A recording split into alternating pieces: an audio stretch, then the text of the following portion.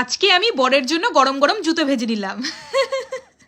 দেখো আমার তো হাসি পাচ্ছে, কিন্তু তোমরা গালাগাল দেওয়ার আগে দেখে বলো তো সত্যি দেখতে একদম জুতো লাগছে কিনা। আমার বরের সব সময় শুধু ফরমাইশ, আজ এটা বানাও, কাল ওটা বানাও, নতুনত্ব কিছু বানাও, ইউনিক বানাও। তাই ভাবলাম সন্ধ্যেবেলা বড় অফিস থেকে ফিরেই কিছু খেতে চাইলেই তার হাতে এই দুটো জুতো ধরিয়ে দিয়ে বলবো, এই নাও এই জুতোটাই খাও। এমনিতেই এখন শীতের সন্ধে, ও এসেই একটু কফি খেতে চায়, আর তার সাথে দুটো গরম গরম জুতো হলে মন্দ হবে না বলো। এবার চলো দেখাই এই জুতোর দুটো আমি কিভাবে বানালাম। প্রথমেই আমার ফ্রিজে থাকা একটা বড় সাইজের বেগুন নিয়েছি, যেটা সামনে থেকে ঠিক এভাবে কেটে বাদ দিয়েছি, এবং সাইডের একটা স্লাইস কেটে বাদ দিয়ে মিডিল থেকে দুটো স্লাইস বার করে নিয়েছি। একটা চাকু দিয়ে ঠিক এভাবেই জুতোর শেপটা কেটে নিয়েছি। মাঝখান থেকে বার করে সাইডে থাকা খোসার অংশটাও ঠিক এভাবে ভালো করে চেঁচে নিয়ে ফিতে চারটে বানিয়ে নিয়েছি। এবার আর কিছুই না, টুথপিক ছোট্ট করে ভেঙে ঠিক এভাবে তিন সাইডে গুজে জুতোর ফিতেগুলো বানিয়ে নিয়েছি। এরপর বানিয়ে রাখা বেসনের মিশ্রণে চুবিয়ে গরম সাদা তেলে মিডিয়াম আছে লাল লাল করে কড়া করে ভেজে তুলে নিয়েছি।